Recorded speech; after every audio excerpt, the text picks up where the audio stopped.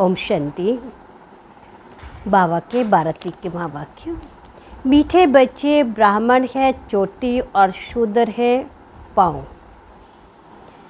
जब शूद्र से ब्राह्मण बने तब देवता बन सकेंगे।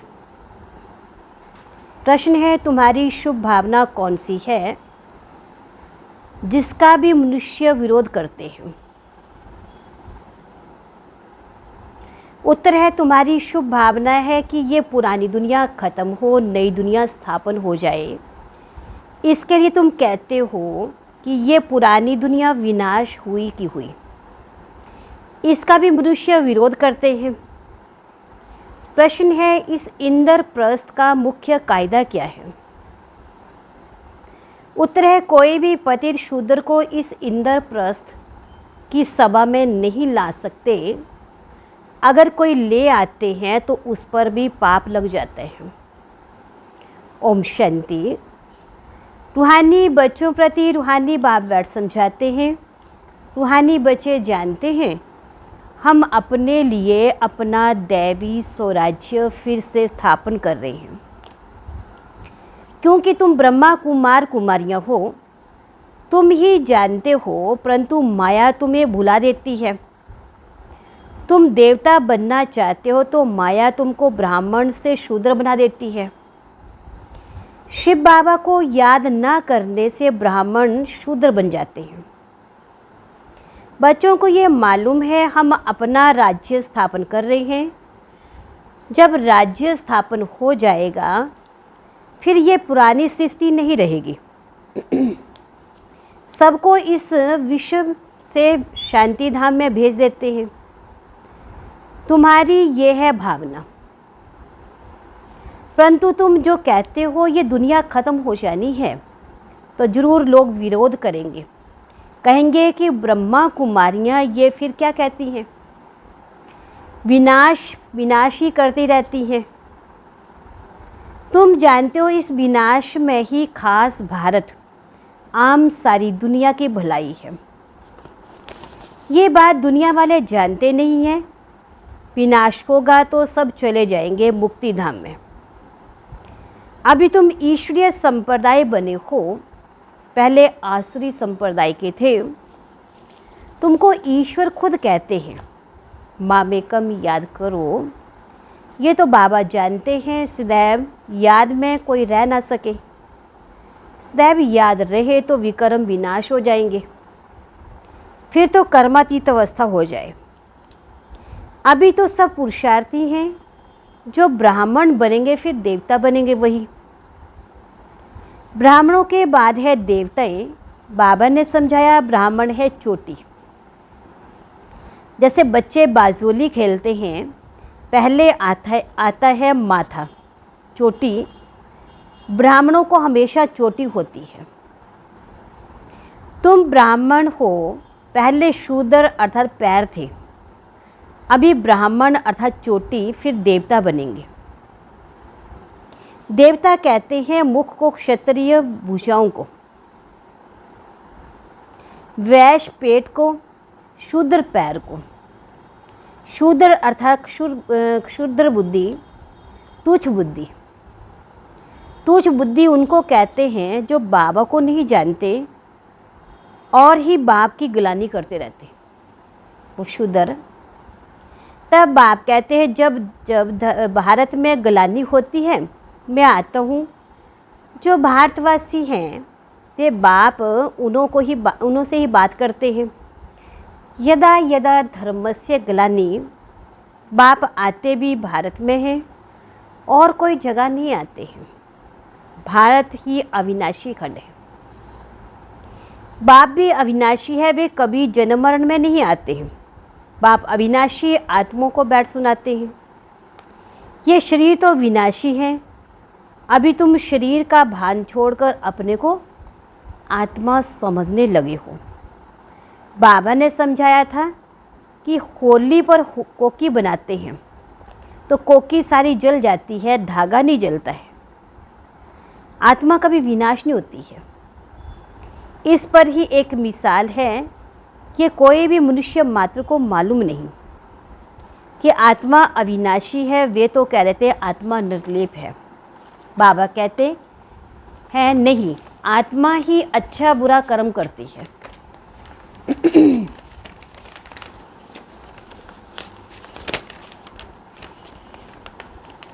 इस शरीर द्वारा एक शरीर छोड़कर दूसरा लेती है और फिर और कर्म भोग भोगती है। वे तो हिसाब किताब लेकर आई है ना, इसलिए आसुरी दुनिया में मनुष्य अपार दुख भोगते हैं। आयु भी कम रहती है, परंतु मनुष्य इन दुखों को भी सुख समझ बैठे हैं। तुम बच्चे कितना कहते हो निर्विकारी बनो, फिर भी कहते हैं विश्व बिगर हम रह नहीं सकते हैं, क्योंकि शूद्र संप्रदाय है, तुच्छ बुद्धि है। तुम बने हो ब्राह्मण चोटी।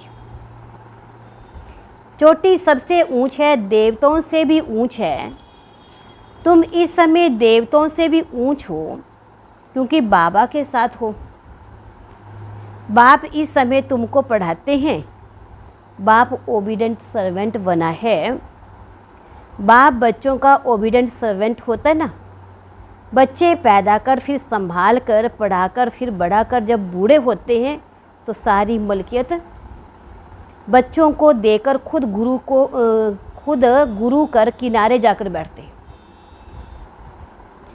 वानप्रस्थी बन जाते हैं, मुक्ति धाम जाने के लिए गुरु करते हैं, परंतु वे मुक्ति धाम में तो जा ना सके तो माँ बाप बच्चों की संभाल करते हैं। समझो माँ बीमार पड़ती है तो बच्चों की सफाई करते हैं, तो बाप को बातें गंदगी उनकी उठानी पड़ती है, तो माँ बाप बच्चे के सर्वेंट ठहरे। तो माँ बीमार पड़ गई तो बातें बच्चा कुछ भी करता है तो बच्चों की संभाल बाप करेगा, तो उनकी गंदगी भी उठाएंगे।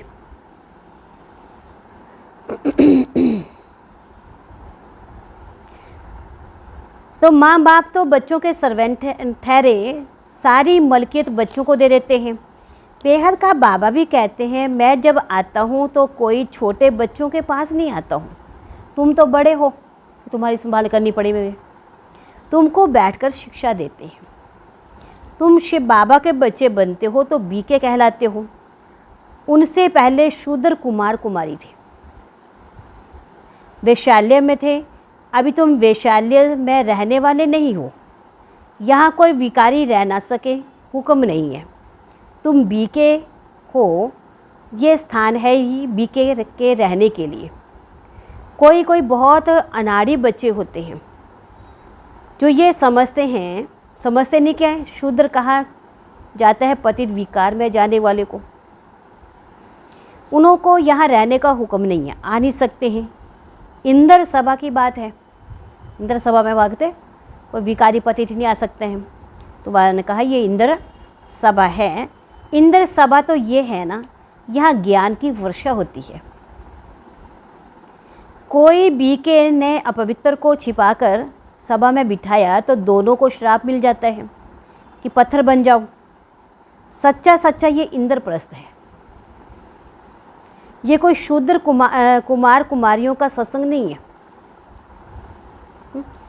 ये ब्राह्मणों का सत्संग है।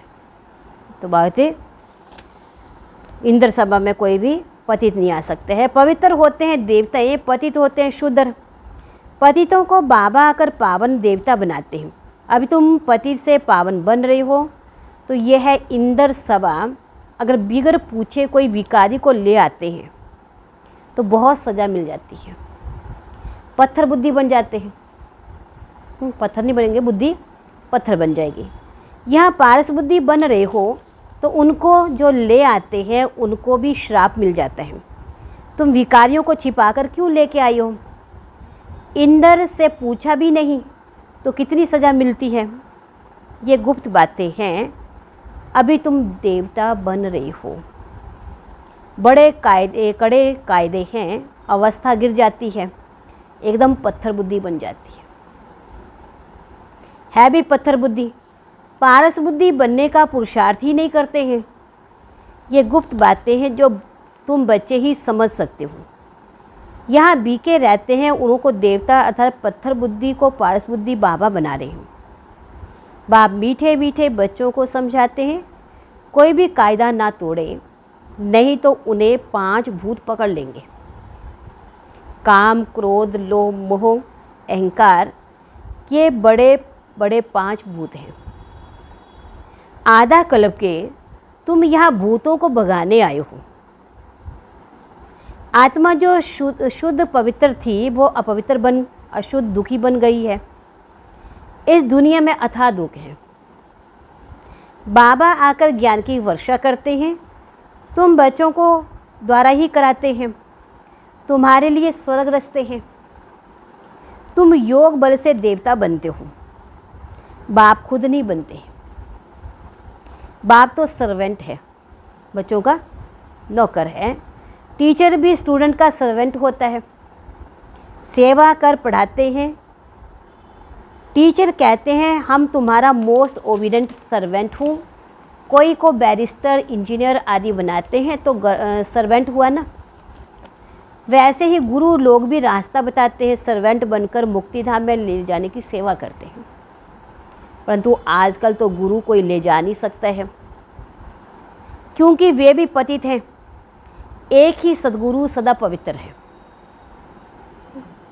गुरु भी पतित है, मांगते एक ही सद्गुरु शिव बाबा पवित्र है, जो साथ में सदगति दे के ले जाएंगे। बाकी गुरु लोग भी सब पतित हैं। ये दुनिया ही सारी पतित है। पावन दुनिया कहा जाता है सत्यु को, पतित दुनिया कहा जाता है कलयुग को। सत्यु को ही पूरा स्वर्ग कहेंगे, त्रेता में 2 कलाएं कम हो जाती हैं। ये बातें तुम बच्चे ही समझकर फिर धारण करते हो। दुनिया के मनुष्य कुछ भी नहीं जानते। ऐसे भी नहीं कि सारी दुनिया स्वर्ग में जाएगी। जो कल पहले थे वही भारतवासी फिर आएंगे और सत्युग त्रेता में देवता बनेंगे। वही फिर द्वापर से अपने को हिंदू कहलाएंगे।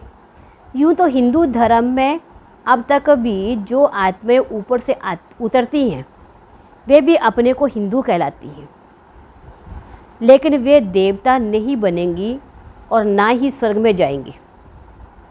वे फिर द्वापर के बाद अपने समय पर उतरेंगी और अपने को हिंदू कहलाएंगी।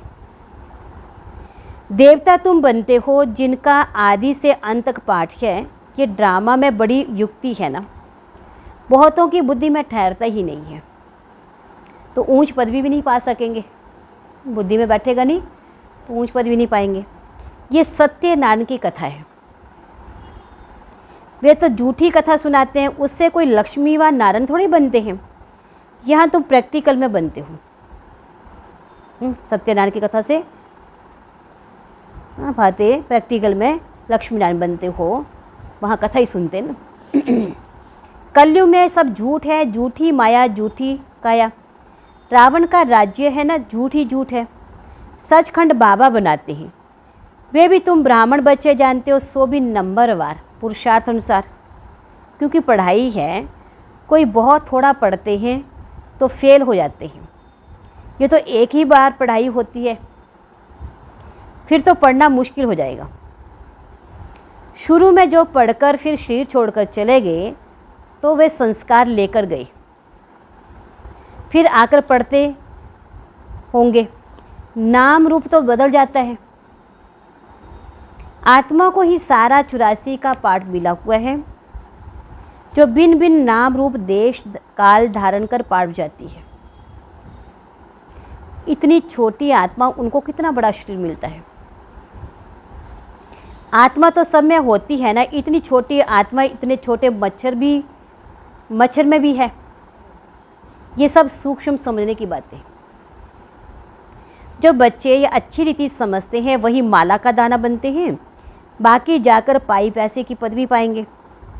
अभी तुम्हारा ये फूलों का बगीचा बन रहा है, पहले तुम कांटे थे। बाबा में फूल बना रहे हैं, पहले कौन थे? कांटे। बाबा कहते हैं काम विकार का कांटा बहुत खराब है, आदि मध्यंत दुख देता है। तुम दुख का मूल कारण है ये काम। काम को जीतने से जगत जीत बनेंगे। इसमें बहुतों को मुश्किलात फील होती है, बड़ा मुश्किल पवित्र बनते हैं। जो कल पहले बने थे वही बनेंगे। समझा जाता है कौन पुरुषार्थ कर ऊंच ते ऊंच देवता बनेंगे। नर से नारायण, नारी से लक्ष्मी बनते हैं। नई दुनिया में स्त्री पुरुष दोनों पावन थे, अब पतित हैं। पावन थे तो सतो प्रधान थे, अभी तमो प्रधान बन गए हैं। यहाँ दोनों को पुरुषार्थ करना है, ये ज्ञान सन्यासी नहीं दे सकते। वे धर्म ही अलग है।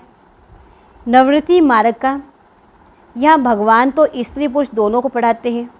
दोनों को कहते हैं अब शूद्र से ब्राह्मण बनकर फिर लक्ष्मी नारायण बनना है। अभी क्या बनना है? शूद्र से ब्राह्मण बन के फिर लक्ष्मी नारायण देवता बनना है। सब तो नहीं बनेंगे। लक्ष्मी नारायण की भी डिनाइस्टी होती है। उन्होंने राज्य कैसे लिया कोई जानते नहीं है। सत्यु में इनका राज्य था, ये भी समझते हैं, परंतु सत्यु को फिर लाखों वर्ष कह देते हैं। ये अज्ञानता हुई। बाबा कहते कांटों का जंगल है, वे फूलों का बगीचा है। यहाँ आने से पहले तुम असुर थे, विकार थे ना, काम क्रोध लोभ मोह अहंकार। तो बाबा ने कहा आने से पहले असुर थे, अभी तुम असुर से देवता बन रही हो। कौन बनाते हैं? बेहद का बाप शिव बाबा बनाते हैं। देवताओं का राज्य था तो दूसरा कोई नहीं था। ये भी तुम समझते हो। जो नहीं समझ सकते हैं उनको पतित कहा जाता है। यह है ब्रह्मा कुमार कुमारियों की सभा। अगर कोई शैतानी का काम करते हैं तो अपने को श्रापित कर देते हैं, पत्थर बुद्धि बन पड़ते हैं। सोने की बुद्धि नर से नारायण बनने वाले तो है नहीं, प्रूफ मिल जाते हैं। थर्ड ग्रेड दास दासी जाकर बनेंगे, शैतानी होंगी तो बागते फिर श्रापित हो जाएंगे और पत्थर बुद्धि बन जाएंगे। तो बात है सोने की बुद्धि नर से नारायण बनने वालों की वाले तो नहीं होंगे ना, दास दासी बनेंगे। अभी भी राजों के पास दास दासियाँ हैं। ये भी गायन है, किनकी दबी रहेगी धूल में। आग के गोले भी आएंगे तो जहर के गोले भी आएंगे। मौत तो आना जरूर है। ऐसी ऐसी चीज़ें तैयार कर रहे हैं जो कोई मनुष्य की व हथियारों की दरकार ही नहीं रहेगी। बड़े बड़े बम्स बना रहे हैं, गोले बना रहे हैं। तो बाबा का जहरीले गोले बना रहे हैं। तो बाबा कहते मनुष्य की जरूरत नहीं पड़ेगी, इनसे विनाश हो जाएगा। तो मौत तो आना ही है। वहाँ से बैठे बैठे ऐसे बम्स छोड़ेंगे, उनकी हवा ऐसे फैलेगी जो झट से खलास कर देगी। इतने करोड़ों मनुष्यों का विनाश होगा, कम बात है क्या? सत्यों में कितने थोड़े होते हैं, बाकी सब चले जाएंगे शांति धाम, जहाँ हम आत्मा रहती हैं। सुख धाम है स्वर्ग, दुख धाम है नरक। ये चक्कर फिरता रहता है। पतित बन जाने से दुख धाम बन जाता है, फिर बाप सुख धाम में ले जाते हैं। परम पिता परमात्मा अभी सर्व की सदगति कर रहे हैं तो खुशी होनी चाहिए। मनुष्य डरते हैं, ये नहीं समझते कि मौत से ही गति सदगति होनी है। अच्छा, मीठे मीठे सीखी वाले बच्चों प्रति माता पिता बाप दादा का याद प्यार गुड मॉर्निंग। रूहानी बाप की रूहानी बच्चों को नमस्ते। रूहानी बच्चों की रूहानी बाप दादा को दिलवा जान प्रेम से नमस्ते। ओम शांति। सार है, मुख्य सार है धारणा के लिए। फूलों के बगीचे में चलने के लिए अंदर जो काम क्रोध के कांटे हैं उन्हें निकाल देना है। ऐसा कोई कर्म नहीं करना है जिससे श्राप मिल जाए। कोई पाप का कर्म करेंगे तो श्रापित हो जाएंगे। दूसरा, सचखंड का मालिक बनने के लिए सत्यनारायण की सच्ची कथा सुननी सुनानी है। इस झूठ खंड से किनारा कर लेना है। वरदान है, लाइट के आधार पर ज्ञान योग की शक्तियों को प्रयोग करने वाले प्रयोगशाली आत्मा भव। जैसे प्रकृति की लाइट साइंस के अनेक प्रकार के प्रयोग प्रैक्टिकल में करके दिखाती है, ऐसे आप अविनाशी परमात्म लाइट, आत्मिक लाइट और साथ साथ प्रैक्टिकल स्थिति की लाइट द्वारा ज्ञान योग की शक्तियों का प्रयोग करो। यदि स्थिति और स्वरूप डबल लाइट है तो प्रयोग की सफलता बहुत सहज होती है। जब हर एक स्वयं के प्रति प्रयोग में लग जाएंगे तो प्रयोगी आत्माओं का पावरफुल संगठन बन जाएगा। स्लोगन है, विघ्नों के अंश और वंश को समाप्त करने वाले ही विघ्न विनाशक हैं। विघ्नों के अंश और वंश को समाप्त करने वाले ही विघ्न विनाशक हैं। अच्छा, ओम शांति।